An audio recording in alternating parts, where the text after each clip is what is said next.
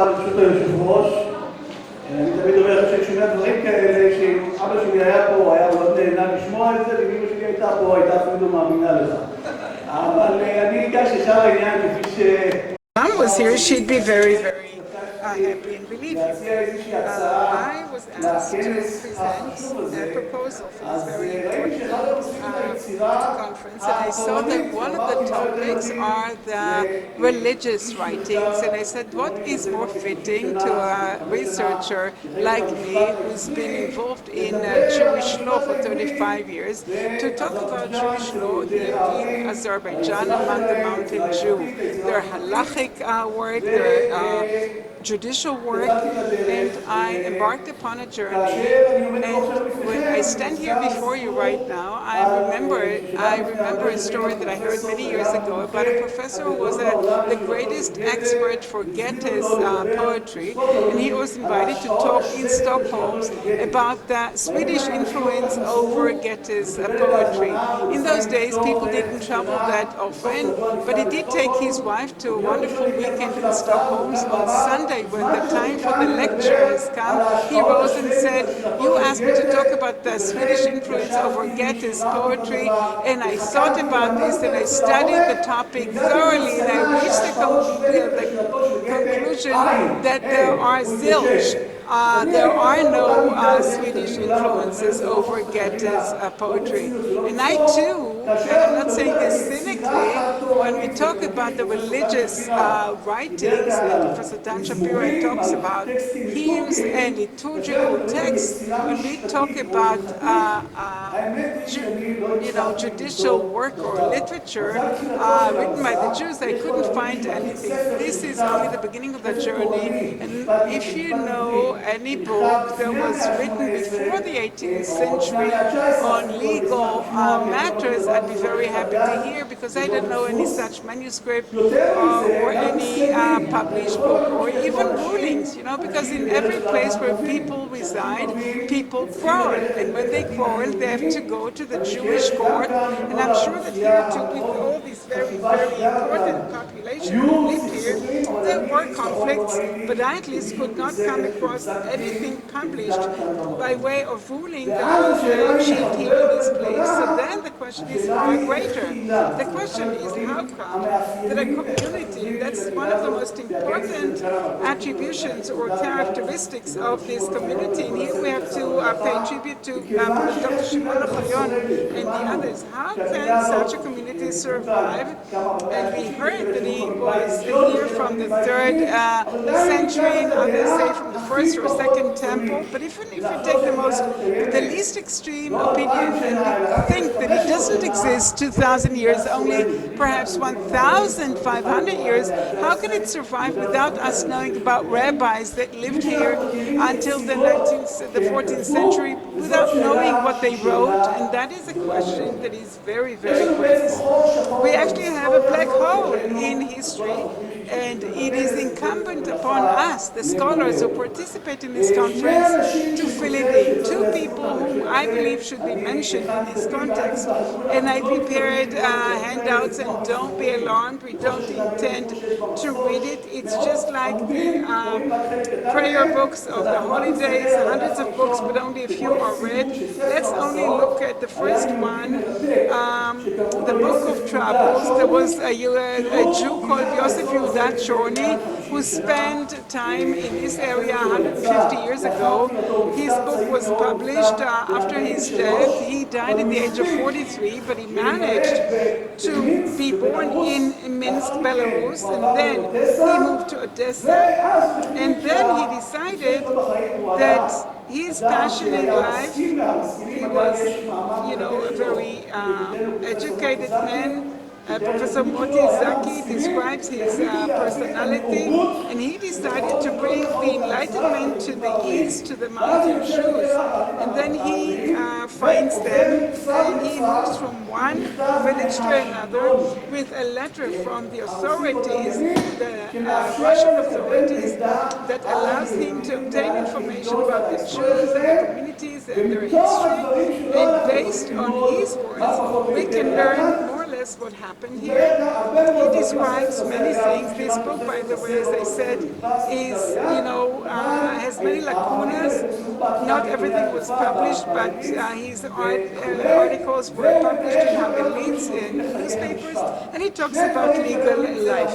Two things that I would like to address in the short time that I'm given is one, the status of women, which is a topic that is always very important and thought-provoking, and the second one is the customs in the synagogue.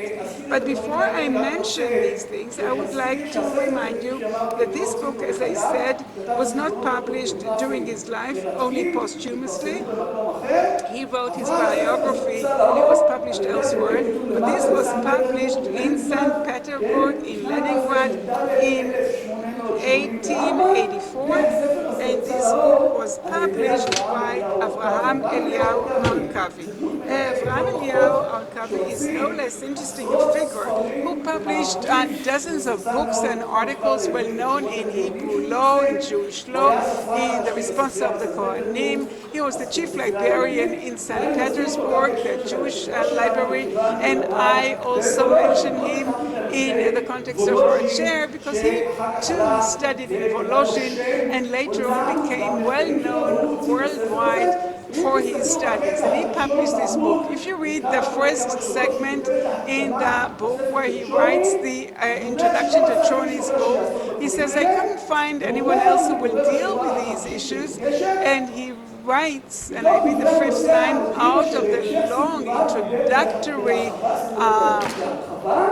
prepositions. He talked at great length about everything that he saw and heard.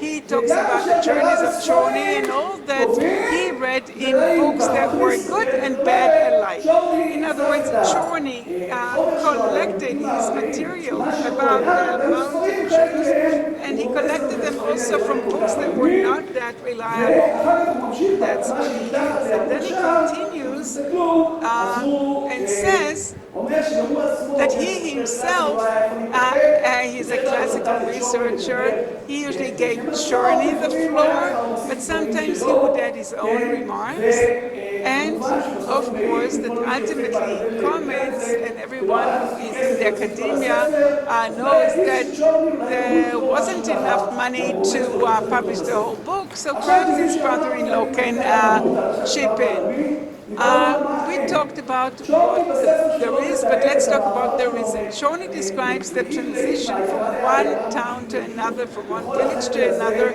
in this entire region that we are in, and he describes what they have. One of the prominent things about the leadership is that the rabbi, like in other small places, was actually a do-it-all. He was both a rabbi and a butcher and the circumcision person and the teacher. In a community that has only 30 or 40 families, the community cannot maintain a rabbi full-time, and this is why we get an idea. This rabbi was also the judge, and he resolved issues, and one of the things, we don't have books to prove it, but what we do have is a bit of materialistic culture. Perhaps Raphael will talk about this, about the rimonim of the Torah books and also the marriage contracts, the ketubah and the divorce contracts, but they come at a much later stage. And one of the most important collection in the Israel Museum, you have two ketubahs from this area from the 1920s and 1940s. These are the early ones. Others who come from Italy, Iraq, and North Africa, we have from earlier pages, so here too we don't see much. If we talked about the leadership in the community, let's mention two things that are important. One, he talks about the custom of the mountain Jews to marry more than one woman. Cherem de Rabbeinu Gershom, the boycott of Rabbi Gershom, was ruled by Rabbi Gershom as one of his many regulations from the 10th century and 11th century, and it was written in Germany, but it did not spread to all other countries. In the Talmud and definitely in the Bible, we know that Abraham had had at least 3 wives.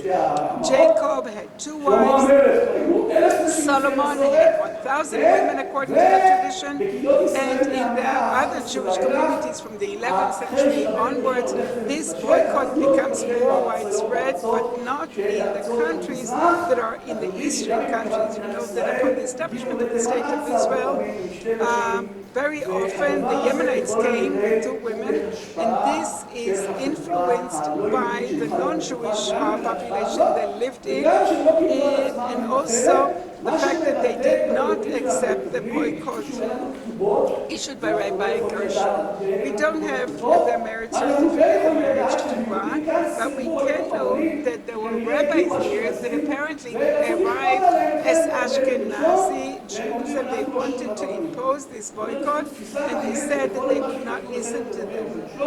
So whenever it has anything to do with Rabbi Gershon's boycott, they refuse to accept it and continue to marry 2 wives. And this is a phenomenon that is definitely very interesting for 2 reasons. First of all, the very phenomenon attests to the level of women. Women would cover their faces, as the locals do, and then leave their home. And in synagogues, I attended synagogue this morning, and one of the things I saw was the Nashim, the women's section. But Johnny attested in the ancient synagogues there was no Islat Nashim, no women's section, because women could not read Hebrew and they could not pray. They were illiterate, and also some of the men. So this is why perhaps they didn't write much, because when you write, you expect someone to read what you write, and when women or men cannot even read or write Hebrew, let alone pray. And I would say perhaps more about this at the end. They're not conversant neither with the Talmud or the halakhic literature, so there's no point writing to people who cannot read these books. So there is some sort of one thing that causes another. And as I said, the status of women was in line to what was acceptable in the non-Jewish communities. Women were mostly at home doing weaving and other such crafts. Men were involved in agriculture, and women were not involved in religious life. And the boycott of Rabbi Gershon, it was perceived as the expression of the strong status of women, and it would not hold here. The second thing that I would like to talk about in the very short time given to us is the customs of the synagogue. As I said, we don't have legal literature, but we do have testimonies when Chorny tells about his journeys and other visitors about the synagogues and the customs in them. One of the things that to this very day is characteristic of many synagogues in this area, many carpets in the synagogue. That is obviously something very typical of the area, the whole production and manufacturing of carpets. But here we know that there is the influence. We know that the Muslims to this very day, prayer carpets, prayer rugs are very acceptable in the non-Jewish communities. Interesting point, and here I bring the sources, and as I said, I won't read them all, but I'll tell you 2 or 3, and that is taking off your shoes before prayer. In Jewish communities, there were different customs, but as we all know to this very day, when you walk into a synagogue, even in the regular synagogue of Sephardic Jews, today people do not take their shoes off, except for the Yemenite Jews that adhere to this tradition. This morning I went to the synagogue. It's not something that happened many years ago. And there's actually a shoe wardrobe. And all those who arrive at the synagogue either take their shoes off or put his feet into slippers, as we call them, these shoes. Or there's another trick, they put plastic bags over the shoes. And it's as if you walk barefoot and you don't walk with your regular shoes in the synagogue, but rather you have a plastic bag that separates between you and the floor. It always reminds me of the story that I heard from Professor Grossman when he talks about the status of women. Whenever the woman actually does not obey her husband, you have to beat her up. He was driving with a cab driver, and it says, do you also beat your wife? And he said, we found an excellent trick. We have a cloth shoe made of silk, and whenever she does something, I just very, very softly touch her shoulder. I adhere to the commandment, but I do not harm her.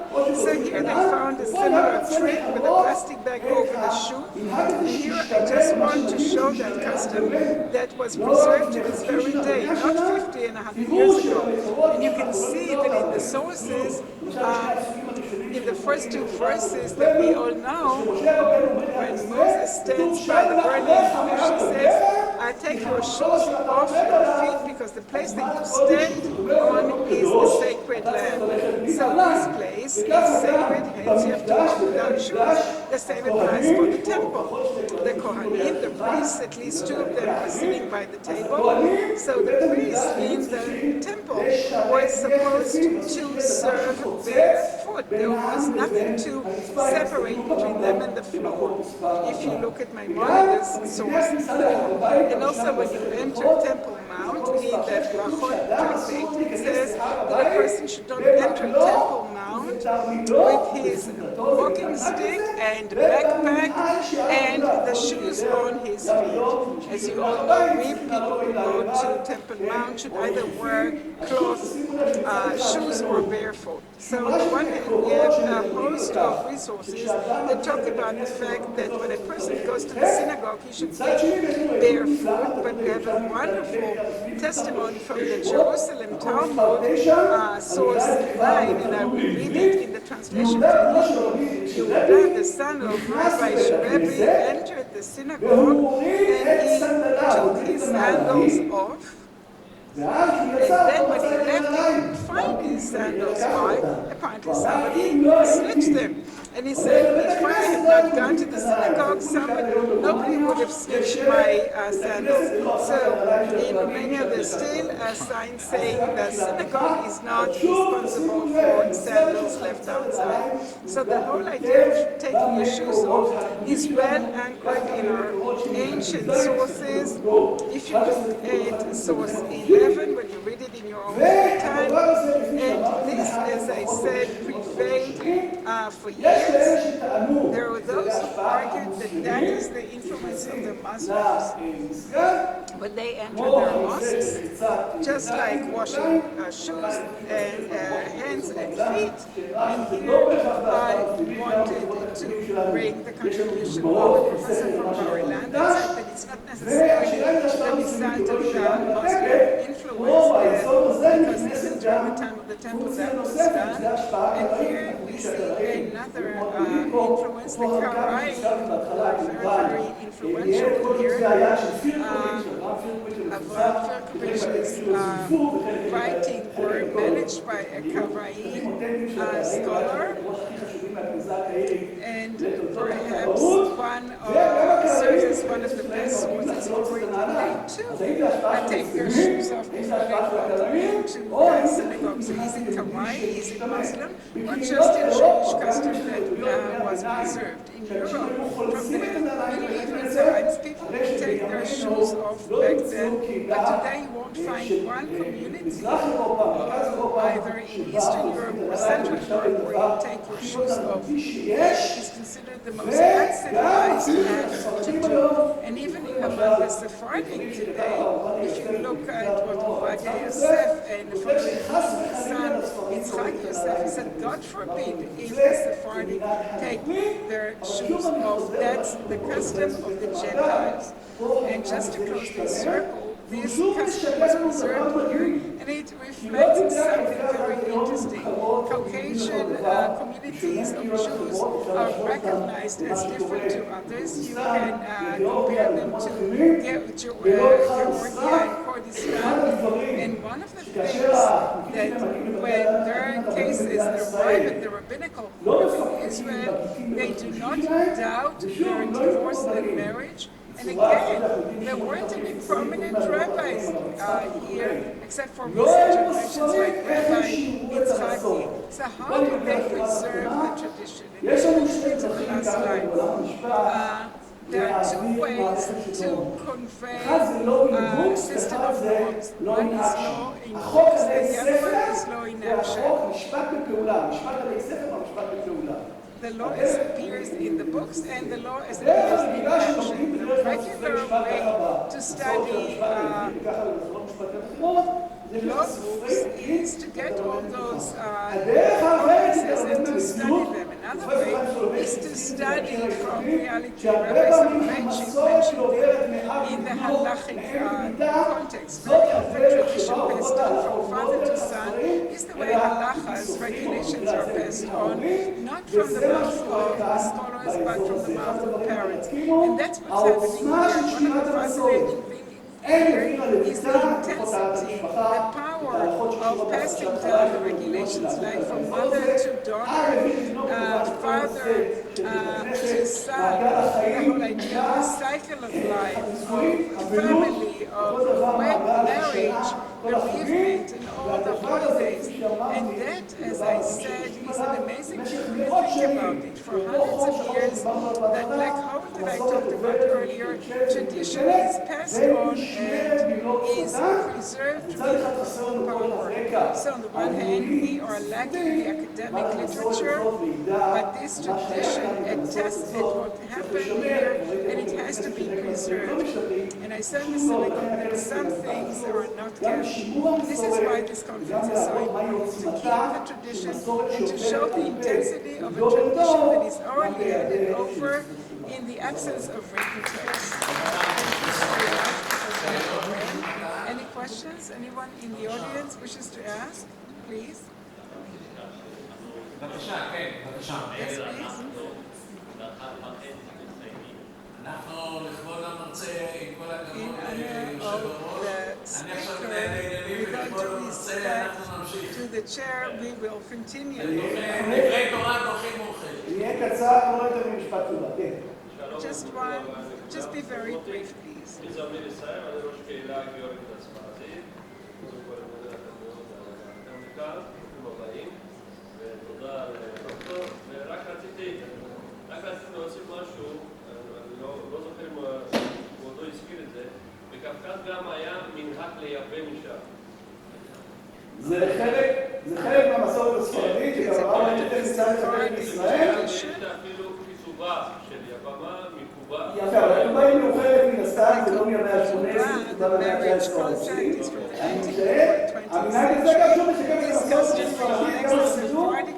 המנהג הזה לייבא משם הוא נמשך עד תחילת מאה ה-20. אז שוב, בואו רואים שזה הפסיק, זה שוב דוגמה, כפי שאמרתי, מסורת הספרדית. It's another example. המראה ישאלה, עם ארגון קודם או חליצה קודמת, כאן על כל מסורת הספרדית שגם הרב מוכן להיחלף.